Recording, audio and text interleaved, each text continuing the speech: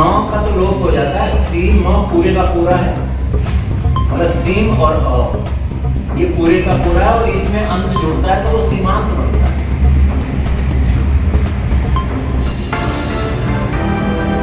Semen का अंत है, सीमन माने सीमा, सीमन शब्द है उसका अंत है, यानी सीमा का अंत है।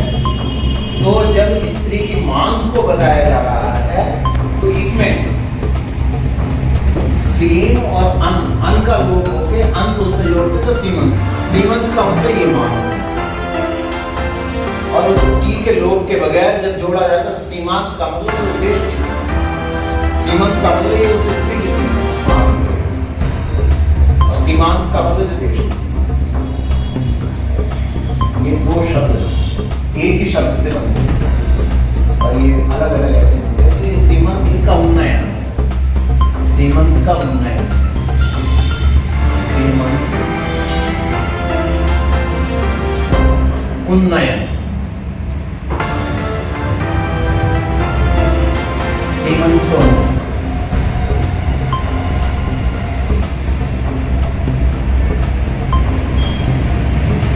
सीमंत का उन्नयन, सीमंत की उन्नति, सीमा की उन्नति।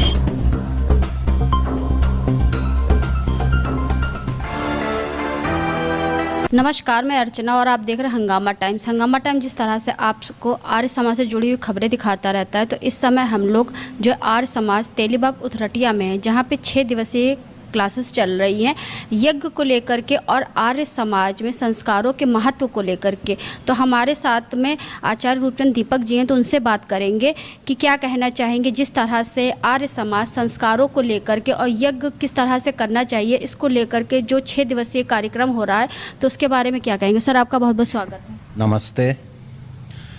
ये वैदिक उपदेशक विद्यालय है और यहाँ पर व्याकरण, दर्शन, उपनिषद और वेदों की पढ़ाई होती है। इस पढ़ाई के चलते चलते एक ये भी विचार आया कि हमारे घर में जो यज्ञ संस्कार होने चाहिए, तो आज उनकी संख्या कुछ घटने लगी है और उनको कराने वाले पुरोहितों को भी लगातार योग्यता बनाए रखने की आवश्यकता होती है।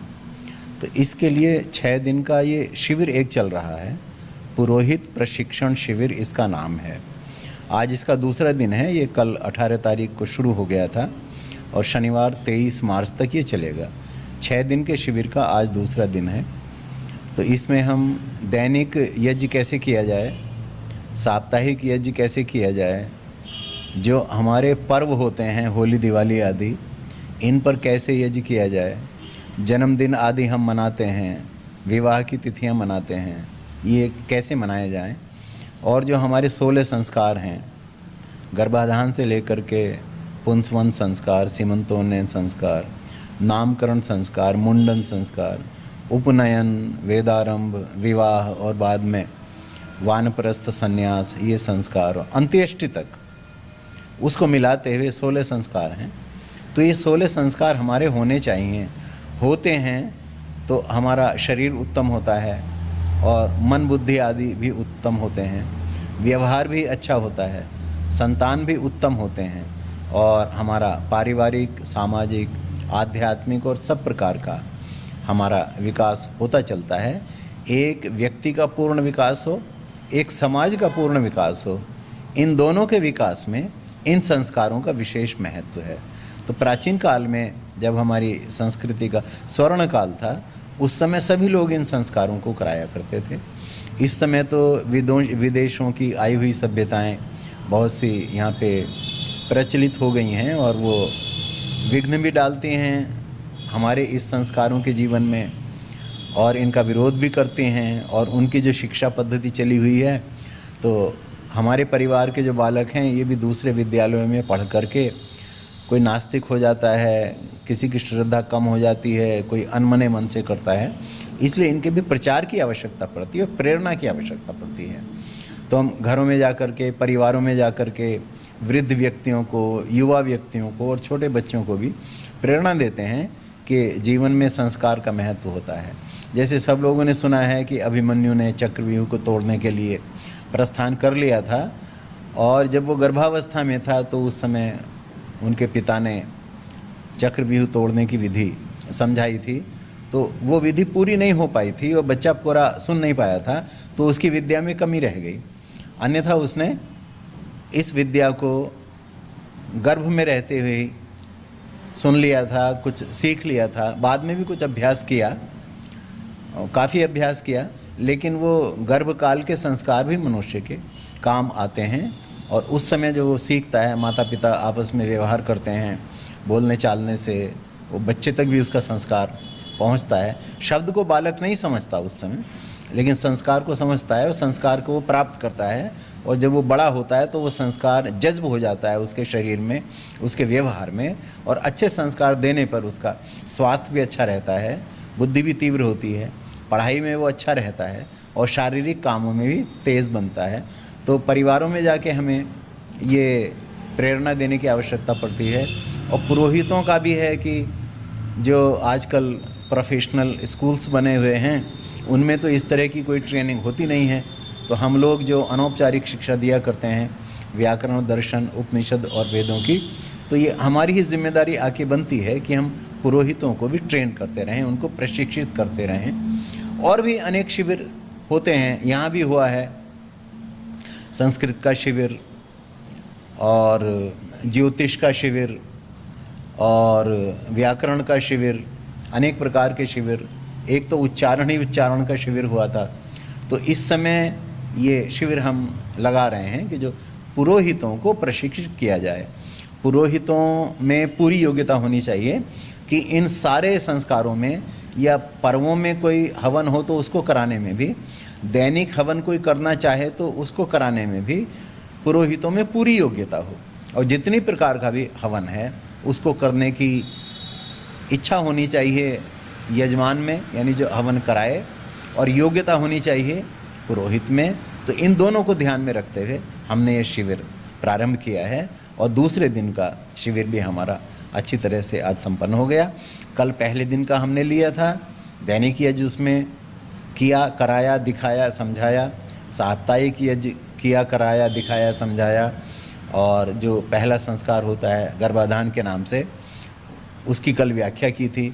आज पुंसवन संस्कार और सीमंतोन्नयन संस्कार, जो गर्भिणी स्त्री के तीसरे महीने और छठे महीने के संस्कार हैं, इनको व्याख्या में लिया, इनका महत्व समझाया कि जो बच्चा गर्भ में विकसित होता है, धीरे धीरे होता है, तो औषधि के प्रयोग से, हवन के प्रयोग से, और पति पत्नी का जो विशेष व्यवहार होना चाहिए उसके प्रयोग से उसकी शक्तियाँ, उसकी बुद्धि प्रभावित होती हैं और बढ़ती हैं, और वो अच्छे रूप में जन्म लेता है। और जन्म लेने के बाद भी उसका विकास उत्तरोत्तर बढ़ता जाता है। तो इन विषयों को लेकर आज हमने दूसरे दिन का शिविर समाप्त किया है। आगे भी 4 दिन के लिए ये फिर चलेगा। कितने समय तक चलेगा, यानी कि समय सीमा कितनी होगी? ये प्रतिदिन 10 से 5 बजे तक होता है और ये 6 दिन का शिविर है। सोमवार, मंगलवार, ये 2 दिन हो गए हैं, आगे 4 दिन है, शनिवार तक ये चलेगा, 23 मार्च तक। 23 मार्च तक का। तो जैसे कुछ लोग यहाँ पे बैठे हुए हैं तो उनसे ही बात करेंगे, जो जीवन में संस्कारों के महत्व को लेकर 6 दिवसीय जो आपका शिविर लगाया जा रहा है। मेरा नाम केशव नामदेव है और आर्य समाज से तो बचपन से मैं जुड़ा हुआ हूँ। जो ऋषि मुनियों द्वारा प्रदत्त ज्ञान है वो हमको इस मंच के अलावा और कहीं शुद्ध अवस्था में प्राप्त नहीं होता है। और इतने विशिष्ट हमारे आचार्य जी हैं जो कि बहुत अपना सौभाग्य मैं मानता हूँ कि हमें ऐसा अवसर मिला कि ये ज्ञान हमें इतनी सुविधा से और अपने ही शहर में और समीप के ही स्थल में प्राप्त हो रहा है। इसके लिए वैदिक उपदेशक विद्यालय बहुत ही उपयोगी और एक अच्छा साधन है, जो लखनऊ वासी भी इसका लाभ उठा सकते हैं। यहाँ अन्य प्रकार की कक्षाएं भी चलती हैं जिनसे वो ज्ञान प्राप्त कर सकते हैं। धन्यवाद। मैं ये कहना चाहूँगा कि ये जो शिविर आयोजित हो रहा है, इसमें विशेष रूप से ऋषि दयानंद, जो हमारे आर्य समाज के संस्थापक रहे हैं, उनके द्वारा जो संस्कार विधि की एक पुस्तक दी गई है, उसके आधार पर जो संस्कार 16 संस्कार होने चाहिए वो वैदिक ज्ञान के आधार पर उन्होंने सब उल्लिखित किया है। और उसी का हम लोग जो है प्रशिक्षण ले रहे हैं कि 16 संस्कार को कैसे समाज में कराएं, अपने परिवार में कराएं और इसको और फैलाएं, जिससे वैदिक ज्ञान, वैदिक आधार पर जो संस्कार हैं उसका प्रचार प्रसार हो, और ये शुद्ध ज्ञान होता है वैदिक ज्ञान। बाकी तो समाज में पौराणिकों का भी संस्कार होता है, लेकिन जो शुद्ध वेदों के आधार पर ये संस्कार लिखे गए हैं, ऋषि दयानंद के द्वारा ही लिखे गए हैं, और उसी का यहाँ पे प्रशिक्षण होता है। और इसी आधार पर यहाँ पर ये जो शिविर चल रहा है, इससे हम लोगों को बहुत लाभ मिल रहा है, और उसकी जो सही पद्धति है, वैदिक पद्धति है, उसको हम लोग सीख रहे हैं। अब इसको हम लोग अपने घरों में, समाज में, पूरे देश में इसको फैलाने का कार्य करेंगे। ये इसके लिए बहुत ही लाभकारी है ये प्रशिक्षण शिविर। धन्यवाद। हमारे साथ कर्नल अनिल आहूजा जी हैं, तो उनसे ही बात करेंगे। तो क्या कहना चाहेंगे सर आज के शिविर के बारे में? नमस्ते जी, मैं इस वैदिक उपदेशक विद्यालय का पिछले करीब 3 साल से विद्यार्थी हूँ, और आचार्य जी से हम वेद, सांख्य, दर्शन, अष्टाध्यायी, व्याकरण, इन सब का अध्ययन कर रहे हैं। और जो यज्ञ तो हम करते हैं, लेकिन अब सामान्यतः हमारा उच्चारण इतना शुद्ध नहीं होता, तो और संस्कार भी जो है इस समय जो यहाँ पर भारत में सभ्यता में इतने ज़्यादा उनका प्रचलन नहीं है। लोग पाश्चात्य जो है उसमें प्रभाव में वो भूल जाते हैं। तो ये सब सोचते हुए आचार्य जी ने संकल्प लिया। तो अब हम इस शिविर में जो मंत्रों का सही उच्चारण, शुद्ध उच्चारण सीख रहे हैं, और कैसे वो संस्कार कराने हैं, उनकी क्या महत्वता है। जैसे पुंसवन हुआ, सीमंतोनयन, आज उन्होंने बहुत अच्छी तरह से हमें समझाया।